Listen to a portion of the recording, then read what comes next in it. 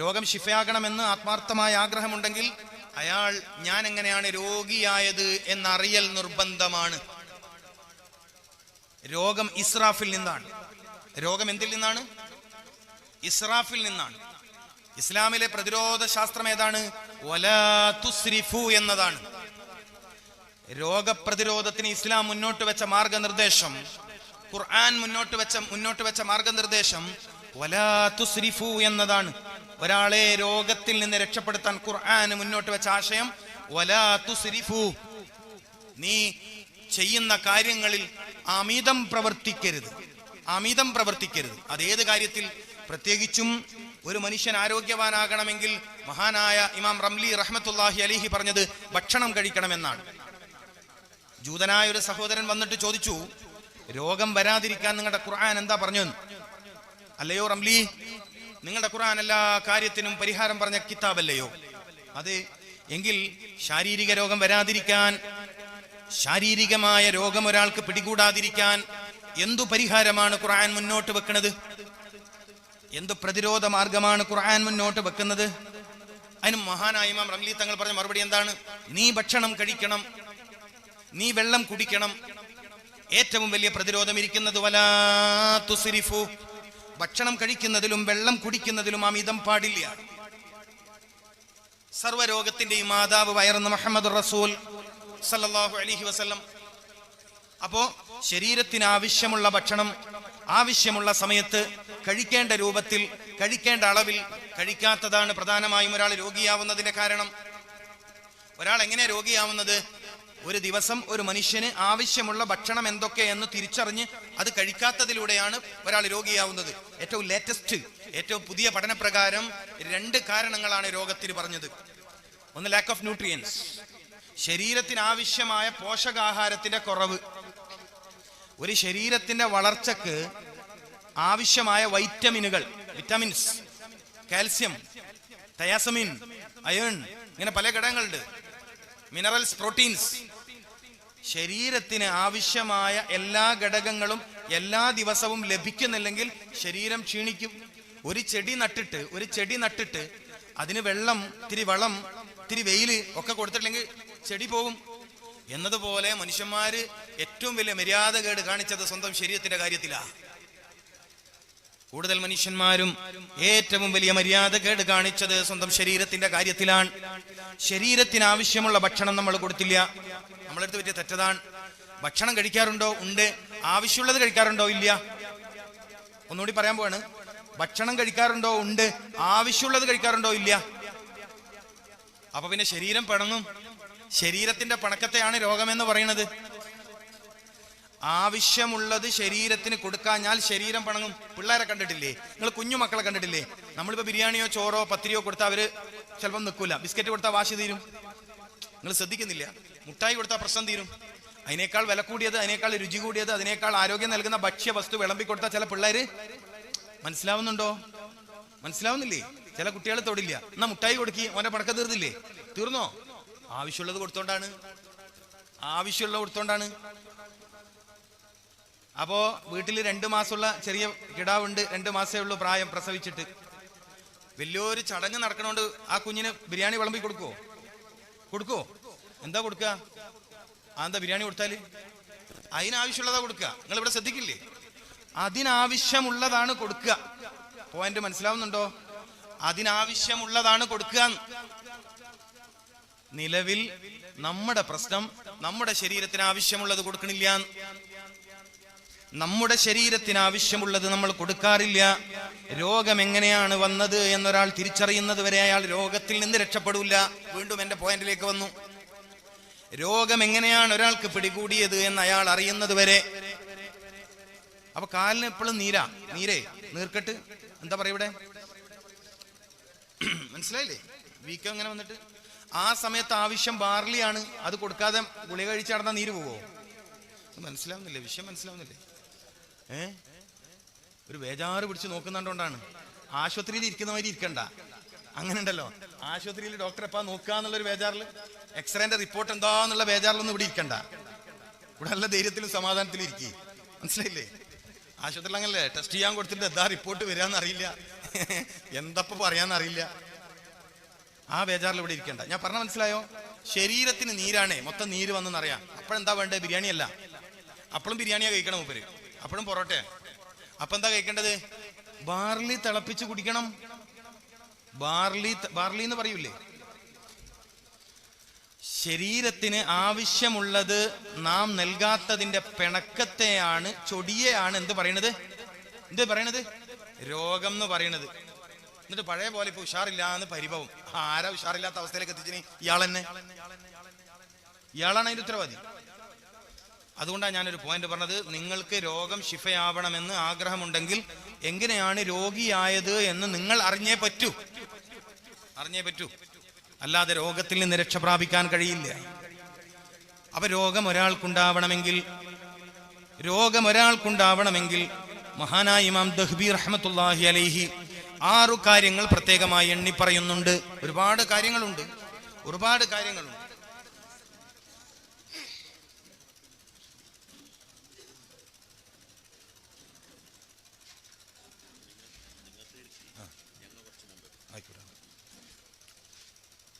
അപ്പോ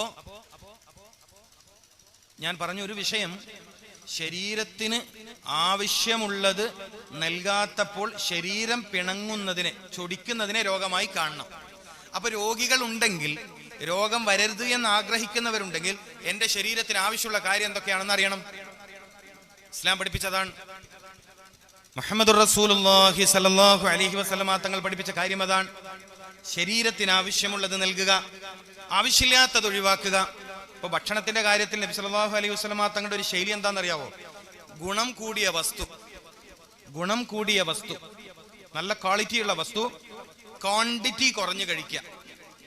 നബി സല്ലല്ലാഹു അലൈഹി വസല്ലമ തങ്ങൾ ഭക്ഷണം കഴിക്കുന്ന വേളയിൽ ചില കാര്യങ്ങൾ പ്രത്യേകമായി ശ്രദ്ധിക്കാറുണ്ട്.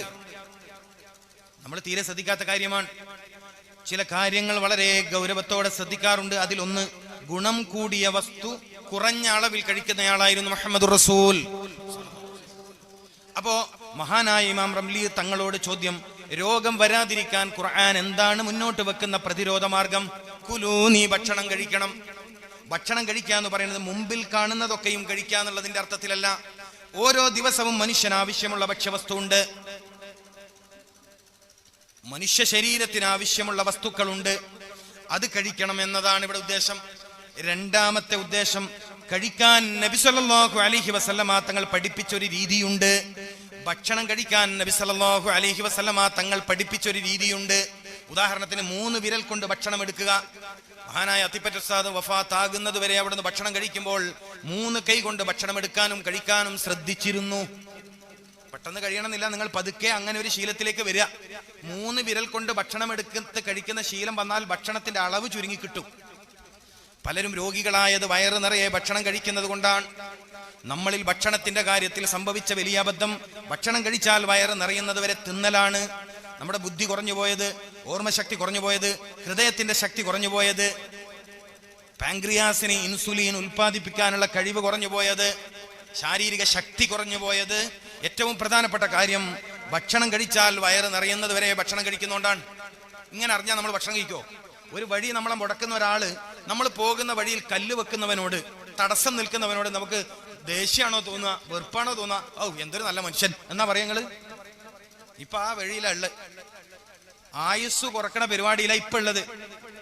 ആഫിയത്ത് കുറക്കുന്ന പരിപാടിയിലാണ് ഇപ്പൊ ഉള്ളത്. ആയുസ്സിനെയും ആഫിയത്തിനെയും കുറക്കുന്ന പരിപാടിയിലാണ് ഇപ്പൊ ഉള്ളത്. എന്താ പറഞ്ഞത്? തിന്നാൽ വയറ് നിറയുന്നത് വരെ ഭക്ഷണം കഴിക്കും. മനുഷ്യൻ നിറക്കുന്ന പാത്രങ്ങളിൽ ഏറ്റവും ചീത്തയായ പാത്രം വയറാണെന്ന് മുഹമ്മദുർ റസൂൽ. എന്തിന് പറഞ്ഞു എന്നതാണ് ആലോചിക്കേണ്ടത്. മാരകമായ രോഗം പിടികൂടി പ്രയാസപ്പെടരുത് എന്ന് ആഗ്രഹമുണ്ടെങ്കിൽ, പിടികൂടിയ രോഗത്തിൽ നിന്ന് രക്ഷപ്പെടണമെന്ന് ആഗ്രഹമുണ്ടെങ്കിൽ, സയ്യിദുനാ മുഹമ്മദുർ റസൂൽ സല്ലല്ലാഹു അലൈഹി വസല്ലമ തങ്ങൾ ഇതെന്തിനു പറഞ്ഞു എന്നത് പഠിക്കണം. നബി സല്ലല്ലാഹു അലൈഹി വസല്ലമ തങ്ങൾ ഒരു വാക്ക് പറഞ്ഞാൽ അതിന് ഒരുപാട് അർത്ഥതലങ്ങൾ ഉണ്ടാകും. ഇത് മനസ്സിലാക്കിയ എടുക്കാൻ കഴിയാത്തതാണ് നമ്മൾ തോറ്റുപോയത്. ഇനിയിപ്പോ രോഗം വരാതിരിക്കാൻ പലരും ഇപ്പൊ പുതിയൊരു സംവിധാനം തുടങ്ങി വെച്ചിട്ടാണ്, LCHF എന്ന പേരിൽ. ചില ആളിപ്പം അരി ഭക്ഷണം കഴിക്കണില്ല, പഴം കഴിക്കണില്ല, എപ്പോഴും ഇറച്ചി, എപ്പോഴും മീന്, എപ്പോഴും മുട്ട, എപ്പോഴും വെണ്ണ. എന്തൊരു അബദ്ധമായി മനുഷ്യൻ ചെയ്യണത്. സുന്നത്തിനെതിരല്ലേ ഇയാൾ ചെയ്യണത്. അരിഭക്ഷണത്തിൽ നിന്ന് മാറി നിൽക്കുക എന്ന് പറഞ്ഞാൽ നബി സല്ലല്ലാഹു അലൈഹി വസല്ലം തങ്ങളുടെ 100 കൊണ്ട് പഠിച്ചത് അരി. കിതാബ് പരിശോധിക്കണം. നമുക്കൊരു ജോലിയുണ്ട്, നമുക്കൊരു രീതിയുണ്ട്. നമ്മൾ കിതാബിൽ പറഞ്ഞ പോലെ ജീവിക്കേണ്ടവരാണ്. നാട്ടുകാർ പറയും പോലെ ജീവിക്കേണ്ട ആളല്ല. നമ്മളെന്താ മര്യാദ വിടുന്നത്? പിന്നെന്തിനാ ഇമാമിങ്ങൾ? പിന്നെന്തിനാ മുഹദ്ദിസീങ്ങൾ, മുഫസ്സിറുകൾ? പിന്നെന്തിനാ എല്ലാ ദിവസവും ഇറച്ചി, എല്ലാ ദിവസവും മീൻ? മുഹമ്മദ് റസൂലുള്ളാഹി സ്വല്ലല്ലാഹു അലൈഹി വസല്ലമ തങ്ങൾ ഒരു തവണ മാംസം കഴിച്ചാൽ പിന്നെ കുറെ ദിവസം മാംസം കഴിക്കൂല. ഇതിന് സുന്നത്തുർ റസൂൽ എന്നാ പറയാ. ഇയാൾ എന്ത് മുസ്ലിമാണ്? സുന്നത്തില്ലാത്ത ആള്. ഇതെന്ത് മര്യാദയുള്ള ദീനാണ്? നാം ആരെയാണ് ഇത്തിബാ ചെയ്യേണ്ടത്? നാം ആരെയാണ് ഫോളോ ചെയ്യേണ്ടത്? നാം ആരുടെ കൂടെയാണ് നടക്കേണ്ടത്? നബി സല്ലല്ലാഹു അലൈഹി വസല്ലമ തങ്ങളോടൊപ്പമാണ്. ഒരു വാട്സപ്പ് കൂട്ടായ്മയിൽ നിന്ന് കേട്ട ക്ലാസ്സിൽ നിന്നല്ല ജീവിതത്തെ ചിട്ടപ്പെടുത്തേണ്ടത്. ഒരു വാട്സപ്പ് കൂട്ടായ്മയിൽ നിന്ന് കേട്ട ശൈലിയിൽ നിന്നല്ല ജീവിതത്തെ ചിട്ടപ്പെടുത്തേണ്ടത്. ജീവിതം ആരിൽ നിന്ന് പഠിക്കണം? മുഹമ്മദ് റസൂൽ സല്ലല്ലാഹു അലൈഹി വസല്ലം. അതിന് ഇസ്ലാമിക് ലൈഫ് സ്റ്റൈൽ തെറാപ്പി. ഇപ്പോ ഞാനിപ്പോ മെഡിസിൻ പഠിക്കുന്ന സമയത്ത് എൻ്റെ ഒരു പേപ്പർ, എൻ്റെ ഒരു ടെക്സ്റ്റ് ഇതായിരുന്നു, ഇസ്ലാമിക് ലൈഫ് സ്റ്റൈൽ തെറാപ്പി, ഇസ്ലാമിക ജീവിത രീതി. ഇസ്ലാം ഒരു ശരിയായ ജീവിത രീതിയാണ്. യൂറോപ്പിൻ്റെത് വേറൊരു ജീവിത രീതിയാണ്. മുസ്ലിമീങ്ങൾ ഇതൊക്കെ ഒന്ന് വേർതിരിച്ച് കാണാൻ പഠിക്കണം. നമ്മളെന്ത് മനുഷ്യന്മാരാണ്? നാം മുസ്ലിമീങ്ങളാണ്. വമാ അന മിനൽ മുശ്രിക്കീൻ എന്ന് പറയുന്നവരാണ്. ഒരു കാര്യം ജീവിതത്തിൽ തുടരുമ്പോൾ, ഒരു കാര്യം ജീവിതത്തിൽ ചെയ്യുമ്പോൾ ഇത് ഏത് ഇമാമ് കൊണ്ടുവന്നതാണ് എന്ന് അന്വേഷിക്കാൻ നമുക്ക് കഴിയുന്നില്ലെങ്കിൽ നമ്മുടെ ഈമാൻ ഒന്ന് പരിശോധിക്കണം. എനിക്കിത് ഗൗരവത്തോടെ പറയാതിരിക്കാൻ നിർവാഹമില്ല. ഇസ്ലാം ഉന്നതമായ ഒരു സംസ്കാരമാണ്. ഇസ്ലാം ഉന്നതമായ ഒരു ശൈലിയാണ്. യൂറോപ്പ് മറ്റൊരു ശൈലിയാണ്. ജപ്പാനീസ് മറ്റൊരു ശൈലിയാണ്. ആഫ്രിക്കന്റെ ഒരു വേറെ ശൈലിയാണ്. ഭാരതീയരുടേത് വേറെ ശൈലിയാണ്. ഇസ്ലാമിന് തനതായ ഒരു ശൈലിയുണ്ട്. ഒരു മുസ്ലിമിന്റെ ജീവിതം ഇസ്ലാമികമാവണം. അത് തിന്നണയിലും കുടിക്കണയിലും ഒക്കത്തിലും. കേവലം ശരീരത്തിന്റെ ഭാരം കുറയുമെന്ന ഒരൊറ്റ കാരണം പറഞ്ഞുകൊണ്ട് ജീവിതത്തിന്റെ സുന്നത്തായ ഒരു ശൈലി ഉപേക്ഷിക്കരുത്. പലരും പറയണത് തൂക്കം കുറഞ്ഞു എന്നത് മാത്രമാണ്. അതിനിടയിൽ മറ്റു പലതും കുറയുന്നത് അറിയില്ലട്ടോ. അതിനിടയിൽ മറ്റു പലതും കുറഞ്ഞു പോകുന്നത് അറിയില്ല. അറിയാൻ ഒരു 6-8 മാസമൊക്കെ കഴിയും. അപ്പോഴേക്കും പല രോഗങ്ങളും പിടികൂടിയിട്ടുണ്ടാകും. പഴം കഴിച്ചാൽ മാത്രം കിട്ടുന്ന ഗുണം പഴം കഴിക്കാത്തവർക്ക് എങ്ങനെയാ കിട്ടുക? ഒന്ന് പറയും. പഴം കഴിച്ചാൽ മാത്രം കിട്ടുന്ന ഗുണം പഴം കഴിക്കാത്തവർക്ക് എങ്ങനെ കിട്ടും? നാച്ചുറോപ്പതി, പ്രകൃതി ചികിത്സ എന്ന് പറഞ്ഞ് വന്നിട്ടുള്ള ആളുകൾ പാല് കുടിക്കരുതെന്ന് പറഞ്ഞപ്പോൾ വിശുദ്ധ ഖുർആൻ ഇബ്റത്ത് എന്ന് പരിചയപ്പെടുത്തിയ അമൂല്യ ഔഷധ ഗുണമുള്ള വസ്തുവിനെ നിരാകരിച്ചാൽ പാനീയം എന്ന് വിളിക്കാൻ പറ്റാത്ത ഭക്ഷണ ഗുണമുള്ള സർവ്വ ഗുണങ്ങളും അടങ്ങിയ ഒരു അമൂല്യ ഔഷധത്തെ നിരാകരിക്കാൻ ഹബീബ് റസൂലുള്ളാഹി സ്വല്ലല്ലാഹു അലൈഹി വസല്ലമ തങ്ങൾ ഏറ്റവും താല്പര്യത്തോടെ പാനം ചെയ്തിരുന്ന അമൂല്യ ഭക്ഷണം പാല് ലഭിച്ചാൽ മറ്റൊരു ഭക്ഷണത്തിന് വേണ്ടി അന്വേഷിക്കരുത് എന്ന് മുഹമ്മദ് റസൂൽ സല്ലല്ലാഹു അലൈഹി വസല്ലം. എന്നിട്ട് ചില ആള് പ്രകൃതി ചികിത്സന്റെ പേരും പറഞ്ഞ് പാല് കുടിക്കാണ്ട് നടന്നു. ഇയാളും പള്ളിയിൽ നിസ്കരിക്കാൻ വരും. എന്നിട്ട് ഇഹ്ദിന സിറാത്തൽ മുസ്തഖീം ഇയാളും ദ്വാരക്കും. എവിടെ ഇയാൾക്ക് ഹിദായത്ത്? റസൂലുള്ളാഹിന്റെ സുന്നത്ത് വലിച്ചെറിഞ്ഞിട്ട്. നിങ്ങൾ ഷഹാദത്ത്, നിങ്ങളുടെ ഷഹാദത്തിനെ നിങ്ങളൊന്ന് ഉറപ്പിക്കണം. ഇത് ഗൗരവമുള്ള കാര്യമാണ്. നിങ്ങൾ മുസ്ലിമീങ്ങളാണ്, നമ്മൾ മുസ്ലിമീങ്ങളാണ്. നമ്മുടെ ശൈലി ഇസ്ലാമികമാണ്. നമ്മൾ ആരെയാ ഫോളോ ചെയ്യുന്നത്? ഇമാമിങ്ങളെയാണ്, പൂർവികരെയാണ്, താബിഈകളെയാണ്, സ്വഹാബത്തിനെയാണ്. മുഹമ്മദ് റസൂലുള്ളാഹി. അപ്പൊ മുഹമ്മദ് റസൂലുള്ളാഹി സല്ലല്ലാഹു അലൈഹി വസല്ലമ തങ്ങൾ പകർന്നു നൽകിയ വിജ്ഞാനങ്ങളിൽ ഇങ്ങനെ ഒരു ശൈലിയുണ്ടോ? എല്ലാ ദിവസവും ഇറച്ചി കഴിക്കുക, എല്ലാ ദിവസവും മീൻ പൊരിച്ച കഴിക്കുക, രാത്രി മീൻ പൊരിച്ച കഴിക്കുക. പൊരിച്ച ഭക്ഷണം രാത്രി നേരത്തേക്ക് ചേരില്ല. പൊരിച്ചത് എന്തായാലും പറയാം, ഫ്രൈ ആക്കിയ ഭക്ഷണമില്ലേ, ഫ്രൈ ആക്കിയ മാംസം, ഫ്രൈ ആക്കിയ മത്സ്യം രാത്രി നേരത്ത് ശരീരത്തോട് ചേരില്ല. മനസ്സിലാവുണ്ടോ? പകല് ചേരുന്നത് രാത്രി പറ്റൂലെന്ന്. ഇപ്പൊ തൈര് എന്ത് പറയും? തൈര് ഉച്ചക്ക് നല്ല ഭക്ഷണം കേട്ടോ. തൈര് ഉച്ചക്ക് കഴിക്കുന്നത് കരളിന് പ്രൊട്ടക്ഷനാ. കിട്ടുമെങ്കിൽ നിങ്ങൾക്ക് ഭക്ഷണമായി തൈര് കിട്ടുമെങ്കിൽ അത് ഉച്ച നേരത്ത് കഴിക്കുന്നത് കരളിനെ സംരക്ഷിക്കും. ഹെപ്പറ്റൈറ്റിസ് എയും ബിയും സിയും ഒക്കെ കൂടിക്കൊണ്ടിരിക്കുന്ന ഒരു കാല കരളിനെ സംരക്ഷിക്കും. എന്നാൽ രാത്രി നിങ്ങൾ സ്ഥിരമായിട്ട് തൈര് കഴിക്കുക. കരള് രോഗ ചികിത്സക്ക് തയ്യാറായിക്കൊള്ളുക. അതിന് പൈസ കണ്ടു വെച്ചോ, ബാങ്കിൽ ഇപ്പോഴേ ഡെപ്പോസിറ്റ് ചെയ്യേണ്ടി വരും. എന്താ പ്രശ്നം? രാത്രി തൈര് കഴിച്ചു എന്നുള്ളതാ. ഇസ്ലാം എല്ലാ കാര്യങ്ങളും പറഞ്ഞിട്ടുണ്ട്. ഇസ്ലാം എല്ലാ കാര്യത്തിലും ചർച്ച ചെയ്തിട്ടുണ്ട്. ഏറ്റവും വലിയ ഗ്രന്ഥശേഖരങ്ങൾ ഉള്ളത് ഇസ്ലാമിക ലോകത്തെ ഇമാമിങ്ങൾക്കാണ്. ഏറ്റവും കൂടുതൽ ഗ്രന്ഥശേഖരങ്ങൾ ഉള്ളത്, പഠന ഗ്രന്ഥങ്ങളുള്ളത്, കിതാബുകളുള്ളത് ഇസ്ലാമിക ലോകത്തെ പണ്ഡിതർക്കാണ്. ഇതൊക്കെ നമ്മൾ വിസ്മരിക്കാൻ പാടുണ്ടോ? അപ്പൊ എന്തെങ്കിലും നാട്ടിൽ ഒരു ശൈലി വരുമ്പോഴേക്കും അതിന്റെ സുന്നത്തിനെ അന്വേഷിക്കാതെ തുടരുന്നത് അബദ്ധമാണ്. നാം സുന്നത്ത് ജമാഅത്തിന്റെ ആളുകളാണ്. നമ്മുടെ അഖീദ അതാണ്. അതുകൊണ്ട് തന്നെ ഹബീബായ റസൂലുള്ളാഹി സ്വല്ലല്ലാഹു അലൈഹി വസല്ലമ തങ്ങൾ പഠിപ്പിക്കാത്തൊരു ശൈലിയെ ഒരു കാരണവശാലും സ്വീകരിക്കരുത്. മാത്രമല്ല, ഇപ്പോഴും അത് ശാസ്ത്രീയമാണെന്ന് തെളിയിക്കപ്പെട്ടിട്ടില്ല. ഇപ്പോഴും നിലവിൽ ചില ആൾ തുടർന്ന് വരുന്ന ഈ ഭക്ഷണക്രമം ശാസ്ത്രീയമാണെന്ന് തെളിയിക്കപ്പെട്ടിട്ടില്ല. ആകെ പറയുന്നത് തടി കുറയുന്നുണ്ട്. ഷുഗർ നോക്കുമ്പോൾ ടെസ്റ്റ് ചെയ്യുമ്പോൾ അതിന്റെ അളവ് കുറയേണ്ടതാണ്. ഷുഗറിന്റെ അളവിൽ അല്ലെങ്കിൽ തന്നെ ഇവിടെ മൊത്തത്തിൽ സംശയമാണ്. അതുകൊണ്ട് അക്കാര്യം ശ്രദ്ധിക്കണം. അപ്പൊ ഭക്ഷണം കഴിക്കാത്തതാണ് രോഗം. കഴിക്കേണ്ട രീതിയിൽ ഇനി നല്ല ഭക്ഷണം തന്നെയാണ്, പക്ഷെ അത് കഴിക്കേണ്ട ഒരു രീതി മുഹമ്മദുർ റസൂൽ സല്ലല്ലാഹു അലൈഹി വസല്ലം പഠിപ്പിച്ചിട്ടുണ്ട്. ഉദാഹരണത്തിന് ചില ആൾ ഇങ്ങനെ ചാരി ഇരുന്നിട്ട് ഭക്ഷണം കഴിക്കുന്ന ആളെ പറ്റൂല. ചാരി ഇരുന്ന് ഭക്ഷണം കഴിക്കാൻ പറ്റൂല. നമുക്കിപ്പോ ഇങ്ങനെ ഇരിക്കാൻ പറ്റുന്ന പോലത്തെ കസാരയെന്ന് വെക്കുക. ചാരി ഇരുന്ന് കഴിക്കുന്നത് സുന്നത്തിനെതിരാണ്. അത് ദഹന പ്രക്രിയയെ താറുമാറാക്കും. അപ്പൊ ചാരി ഇരുന്ന് കഴിക്കാൻ പാടില്ല. അവിടെ സുന്നത്തിനെതിരുണ്ടായി. മുസ്ലിമിന്റെ സയൻസ് സുന്നത്തുർ റസൂൽ സല്ലല്ലാഹു അലൈഹി വസല്ലം. ഇതെന്താ പറയാൻ പേടിക്കണം എന്തിനാ? മുസ്ലിമിന്റെ സയൻസ്, മുസ്ലിമിന്റെ ശാസ്ത്രം, ഇസ്ലാമിക സമൂഹത്തിന്റെ ശാസ്ത്രം സുന്നത്തുർ റസൂൽ സല്ലല്ലാഹു അലൈഹി വസല്ലം. അത് എവിടെ നിന്നുണ്ടായതാണ്? അല്ലാഹുവിന്റെ കലാമിൽ നിന്നുണ്ടായതാണ്. അപ്പൊ എങ്ങനെയാണ് ഒരാൾ രോഗിയായി തീരുന്നത്? രോഗം വരാതിരിക്കാൻ ഖുർആൻ വല്ല പ്രതിരോധവും പറഞ്ഞിട്ടുണ്ടോ എന്ന ചോദ്യത്തിന് ഇമാം റംലി റഹ്മഹുമുല്ലാ തങ്ങൾ പറഞ്ഞ മറുപടി, നീ ഭക്ഷണം കഴിക്കണം. ഇവിടെയാണ് പഠിക്കാനുള്ളത്. ശരീരത്തിന് ഗുണപ്രദമായ വസ്തുക്കൾ കഴിക്കാൻ നാം തയ്യാറാവണം. ഇപ്പൊ മത്സ്യങ്ങൾ കഴിക്കുന്ന കൂട്ടത്തിൽ ചെറുമത്സ്യങ്ങൾ കഴിക്കാൻ തയ്യാറാവണം. ചെറിയ മത്സ്യങ്ങൾ കഴിക്കണം. രോഗിയാകുന്ന സമയത്ത് ആ നിലക്കുള്ള ഒരു ഭക്ഷണക്രമം വേണം. കുട്ടികൾക്ക് പ്രത്യേകം ഭക്ഷണക്രമം വേണം. യുവാക്കളാണെങ്കിൽ, അധ്വാനത്തിന് പോകുന്നവരാണെങ്കിൽ മറ്റൊരു ഭക്ഷണക്രമം വേണം. വാർദ്ധക്യത്തിലേക്ക് എത്തിയാൽ യൗവനകാലത്ത് കഴിച്ച അതേ ഭക്ഷണശൈലിയുടെ ആവശ്യമില്ല. അങ്ങനെ മനസ്സിലാക്കാൻ കഴിയണം.